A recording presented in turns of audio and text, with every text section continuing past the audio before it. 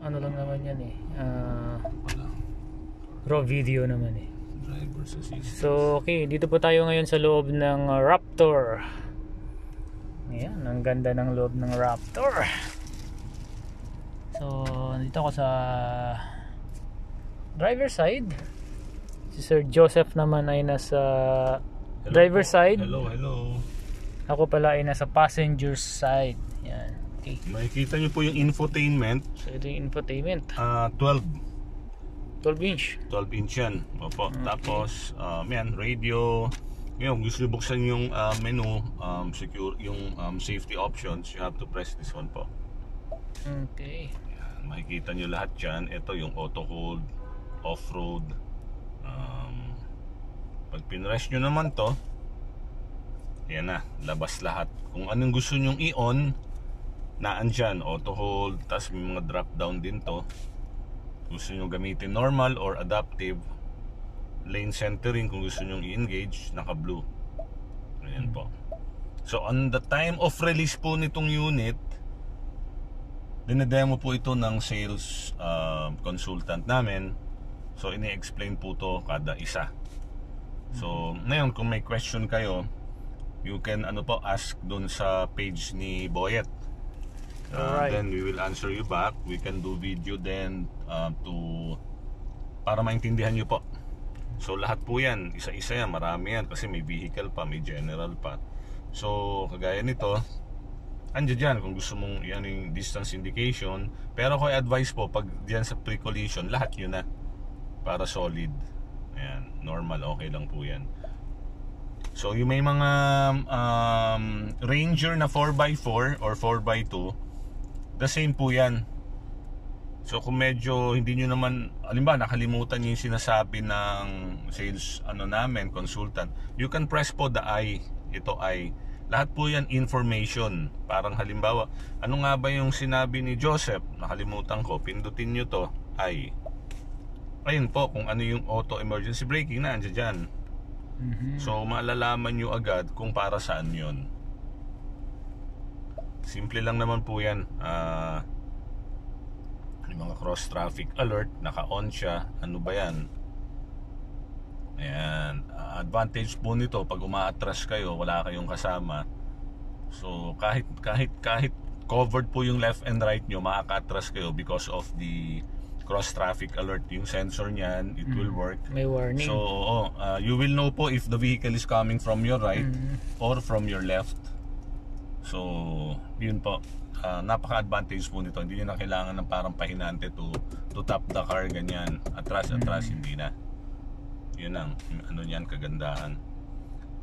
Yung evasive steering naman, ito yung pag in-steer nyo po ito, anong tawag dito? Napaka po nung yung response po nung pagka-steer mo, ang bilis. Kumbaga naka-ano siya sa ABS din. So kahit naka-brake, kahit nag-maapa ka ng brake, tuloy-tuloy siya doon sa dapat niyang puntahan. Hindi po siya yung parang imbis na pa ganyan, iba kasi parang dumudulas pa ganon. Pa-kontra. Oo, yun yung napaka-ano po nito. Rear view camera delay, meron cross traffic na reverse. If you have any questions po rito, i-ano nyo lang si Boyet, i-explain namin message sa inyo. lang sa video na ito. Kasi lahat po ito is controlled by computer na.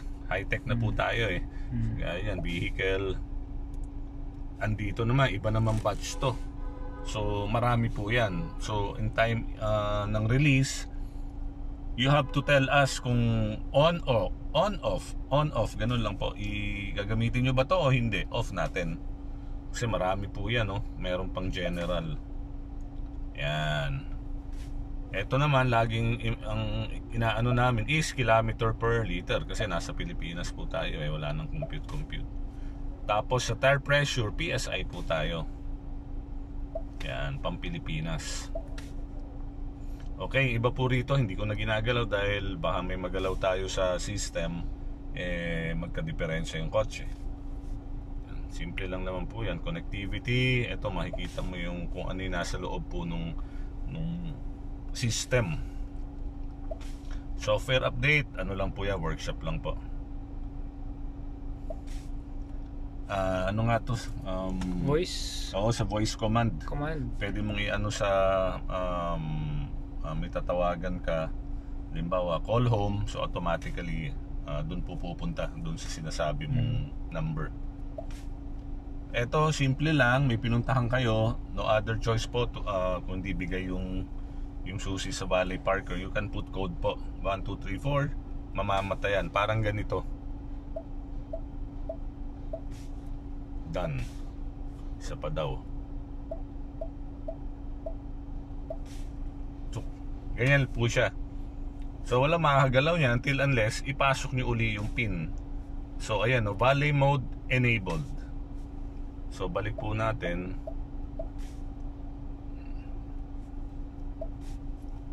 Open na siya. So ganun po kasimple, safety. Tapos sa AC naman, old school din po ito. Negative, positive, syempre tataas, maximum sa taas. Circulation. Ang mga bagong kotse lang ngayon, naka dual AC na po lagi yan. Dual AC ba? Hindi, dual zone. Dual zone, yan. Sorry. Nalilito rin ako minsan. Dual zone means you can adjust po left and right on a different temperature. Yun, no? Kung giniginaw po yung kasama nyo, taas nyo, and you can do it din po dito sa screen. Either way.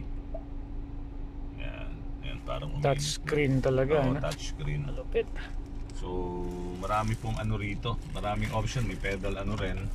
So, pag nag-manual kayo rito, ang isa pang kagandahan dito, nalagay mo itong bro. Kita mo. Pag naka-D kayo, and then, tama ba? You open the door. Ay, hindi. Dapat pala patay. Patayin natin.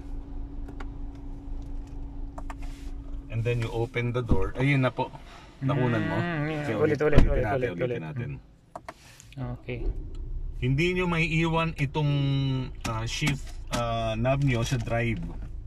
For example, ganyan, no? Pinatay nyo na. Pinatay nyo yung makina na nasa drive. Nakalimutan yung ilagay sa park. Automatically po yan. Pupunta sa park. So ang mga old school po kasi no, nagka-problema pag nasa D. Nasisira yung solenoid sa loob. So ngayon, yun na. Pupunta siya mag-isa dyan. So high-tech na. May wireless na rin kayo. Ito 4x4 automatically. When you press this one po, lalabas doon. Ayan. Oo, yung harap yan. Yung camera niyan, rear camera yan? Hindi, front camera, okay. Standard yan. Yun, lumabas yung... okay.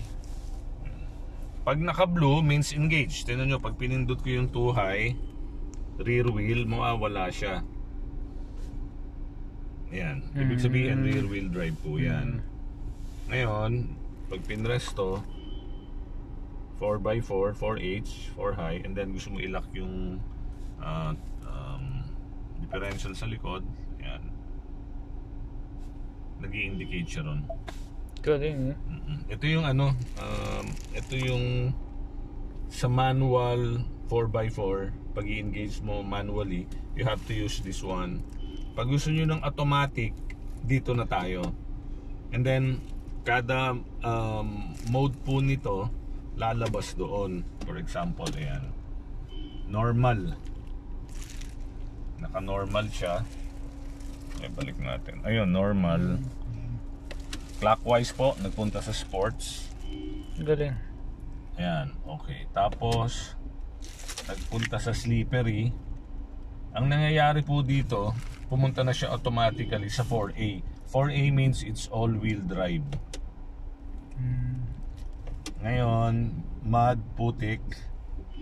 Ayan, nagpunta siya sa 4 high. So, okay po natin. Buhangin, pang disyerto naman po ito. Sa nagpunta, 4 high pa rin. Pero, nag-lock na yung differential niya automatically. Hindi po kagaya rito, you have to choose kung ilalock mo siya o i-unlock mo siya. Dito, automatic na. Advantage pa rin pala to pag automatic, pag yung driver hindi siya masyadong marunong, no? Exactly. So hindi pa rin masisira yung kotse. Kasi ito rin po kasi is controlled by the computer. Kagaya nun, ba't umilaw yun? Nag-engage po siya, kanina hindi eh. Ibig sabihin po niyan, all the sensors are off. Ay hindi, sorry, naka-engage po pala. Nag-iba lang yung kulay, color coded po. Yan, naka-on pa rin. Pag pinatay nyo to, disregard po yung sinabi ko kanina. Ayan. Kaya the drawing itself speaks po bell and yung yun. Kumbaga lahat po parking sensors, lahat po may bell tutunog. Pag naka-off, wala pong tutunog. Ayan. Hindi po, alam ko hindi lahat meron nito eh. Depende sa unit. Tapos, saan ba tayo dito? Ano? Baha, ganun din po, pandisyerto to. Nawala yung lock differential naman niya. Ngayon, nakalagay po dito, before you can shift for low, you have to put to shift the knob to neutral. So, punta tayo neutral, tingnan natin kung ano mangyayari. Ayun, lumipat na siya.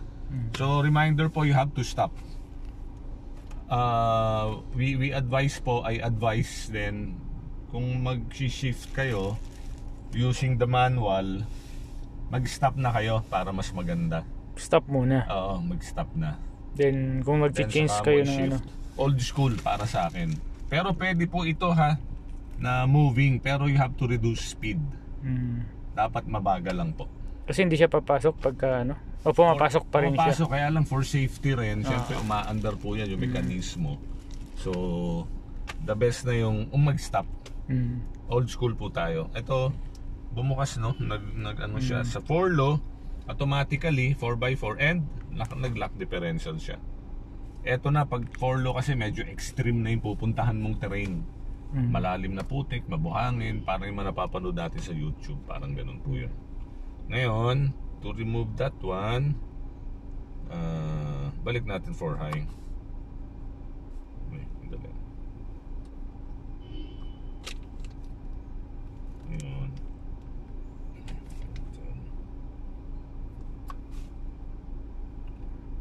Selected for not available in current. Ganun. Yan, ganda to.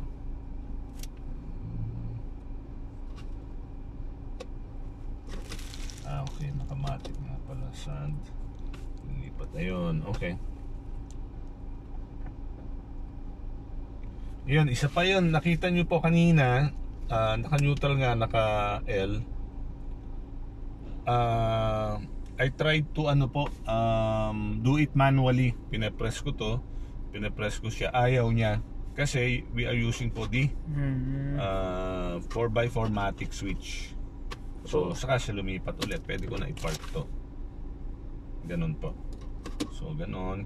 Counterclockwise sand. Pabalik siya doon sa dating yung mga driving mode. So, balik tayo sa normal. Dapat mawala to. Shift. Ay, hindi. Naka 4 high pala. Sorry. Ayan. So, 4x2 na po. Yun lang po muna. Simple lang. Alright. May tanong regarding po sa Raptor, mag-message lang sa page ni Mr. Boyet. Pwede naman dito sa video na to. Yeah. Alright, dito tayo ngayon sa aming stockyard, no? So, yan, meron kasing question lang, kaya pinidyo na namin. Okay, thank you. So, raw video lang po ito, raw video.